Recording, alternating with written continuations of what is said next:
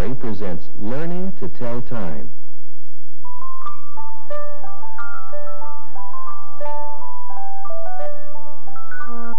In this story, you'll meet Alison, who is 4 years old, and her older brother, Christopher. With the help of their grandfather, they're about to discover a few things about telling time. As you listen to this story, you'll find out about telling time right along with Alison and Christopher. And now, our story.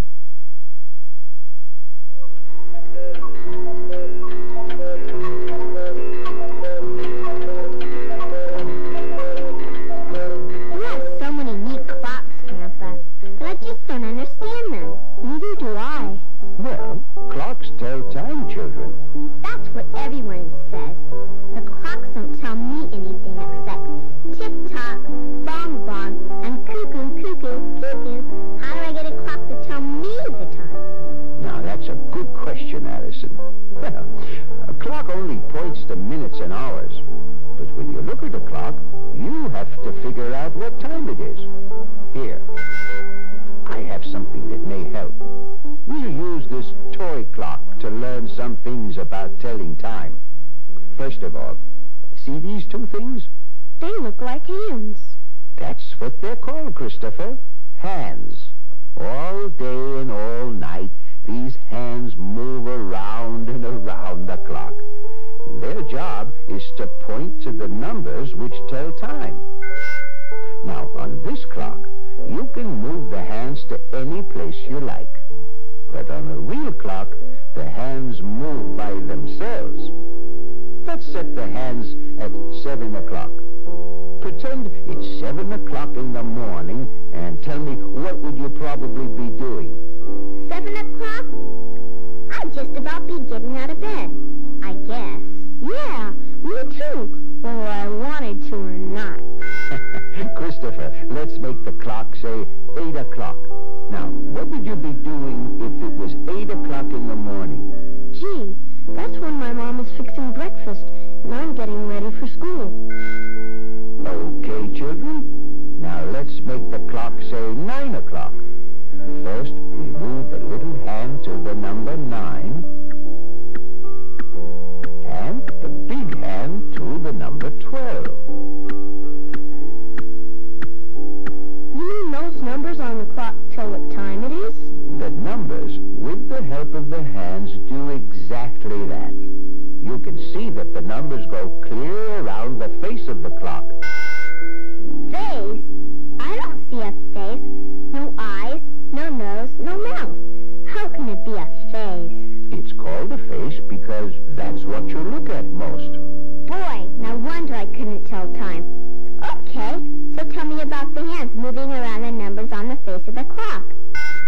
Well, when the little hand points to a number, it's telling you what the hour is.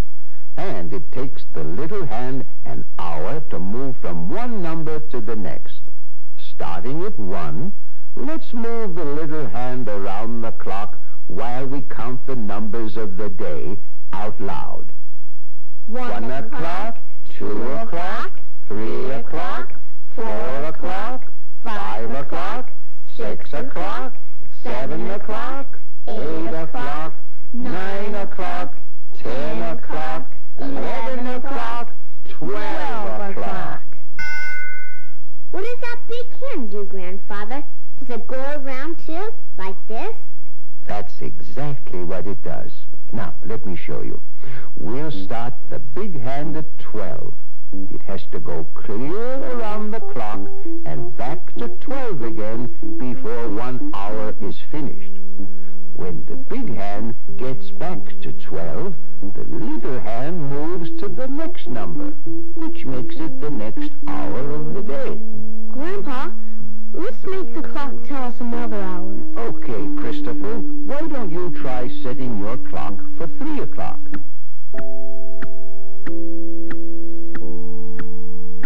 That's right.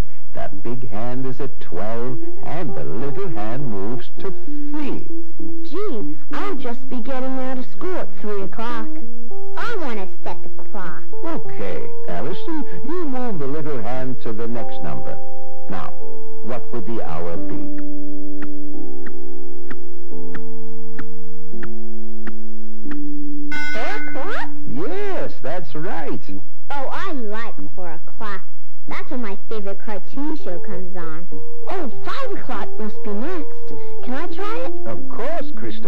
you set the clock hands to 5 o'clock.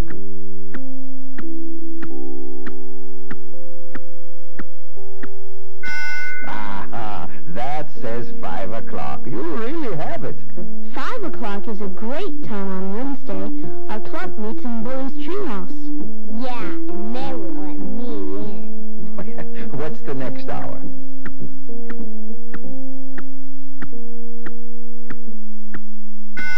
I know. It's 6 o'clock.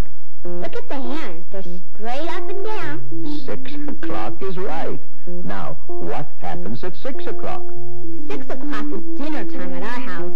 I wish it would be 6 o'clock right now. I'm hungry. Oh, she's always hungry. I want to try the next hour.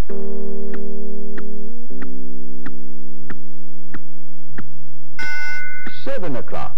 That's right. You are really making the clock tell you time. 7 o'clock is when I take a bath. And what comes after your bath?